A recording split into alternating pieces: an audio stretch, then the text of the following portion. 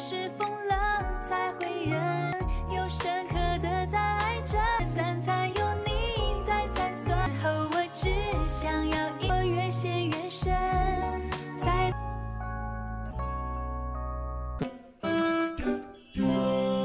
Saat itu akhirnya kakek memberikan bukti kebenaran atas apa yang terjadi pada Sutian dan Hao Chen di masa lalu.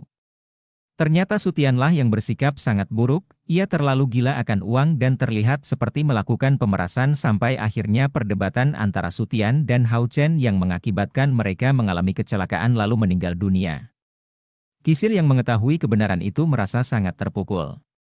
Ia tidak menyangka jika kakaknya bersikap seperti itu.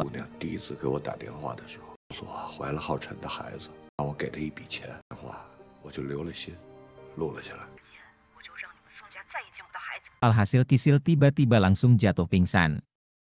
Kemudian Kisil dilarikan ke rumah sakit dan saat itulah semua orang mengetahui jika Kisil sedang hamil. Suasana buruk pun seketika berubah menjadi manis kembali. Chen dan Xuan terlihat sangat bahagia, begitu juga orang-orang yang ada di sana. Lalu Kisil mengajak kakek untuk berbicara. Ia meminta maaf atas kesalahan yang dilakukan kakaknya, namun kakek sudah memaafkan semua kejadian itu. Yang terpenting sekarang adalah masa depan pernikahan Kisil dan Haoyu serta keselamatan bayi yang dikandungnya. Kakek pun meminta Haoyu untuk membujuk Kisil dan kembali rujuk. Kisil pun sangat bahagia mendengar kata-kata dari Haoyu serta kebaikan dan perhatian dari sang kakek.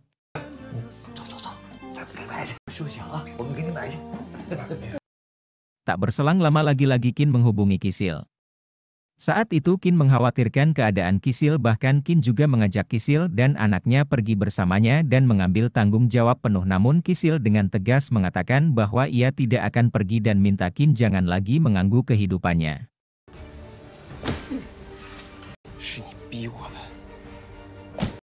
Di sisi lain Haoyu tiba-tiba mendapatkan kabar buruk jika kedua anaknya telah dibawa oleh orang asing saat berada di sekolah.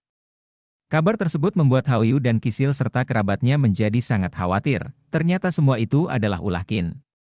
Qin ingin Xuan dan Chen melihat ibu kandung mereka. Mendengar hal itu membuat Kisil menjadi sangat terpukul. Pada scene yang berbeda, Chen dan Xuan sedang bermain-main di sebuah ruangan. Mereka memang tidak terlihat takut sama sekali karena Qin masih bersikap baik kepada mereka berdua sembari menceritakan masa lalu ibu mereka di tempat tersebut. Lalu Chen yang pintar, ia mengaktifkan jam tangannya agar orang tuanya bisa mengetahui keberadaan mereka berdua, namun Qin malah tiba-tiba mengambil jam tangan Chen. Saat itulah Chen baru menyadari jika Qin adalah orang jahat, alhasil ia berusaha untuk menenangkan adiknya dan kembali mengajak Xuan bermain. Tak hanya itu, Chen juga langsung melindungi Xuan saat Qin tersulut emosi.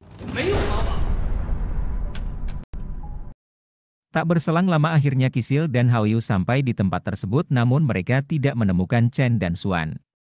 Situasi itu membuat Haoyu sangat marah, alhasil mereka langsung berusaha mencari keberadaan Chen dan Xuan. Ternyata Qin membawa Chen dan Xuan ke panti asuhan tempat kenangan Qin dan Sutian dulu. Di sana Chen dan Xuan sudah tidak nyaman dengan situasi yang terjadi pada mereka berdua, bahkan Qin juga sudah bersikap tidak baik kepada mereka sampai membuat Xuan menangis. Hal itu membuat Qin mengingat kenangan manis saat bersama Sutian dulu. Kemudian Qin terlihat semakin emosi saat Xuan dan Chen berontak ingin pulang dan bertemu dengan orang tua mereka. Kedua anak kecil itu histeris dan semakin ketakutan, tapi entah kenapa tiba-tiba saja Qin terlihat menyesal dengan sikapnya. Tak berselang lama Kisil dan Haoyu pun berhasil menemukan anak-anak mereka. Dengan kepintaran dan naluri seorang ibu, Kisil berusaha menenangkan Xuan dan Chen agar mereka tidak takut dan tidak membenci Qin.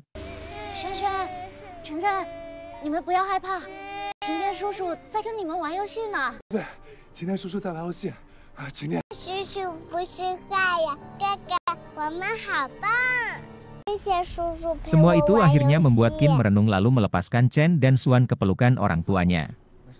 Setelah keadaan aman, Kisil berusaha untuk berbicara dengan Qin.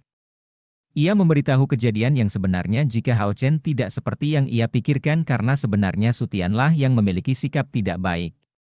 Kisil pun memperingatkan Qin untuk tidak menyentuh keluarganya lagi.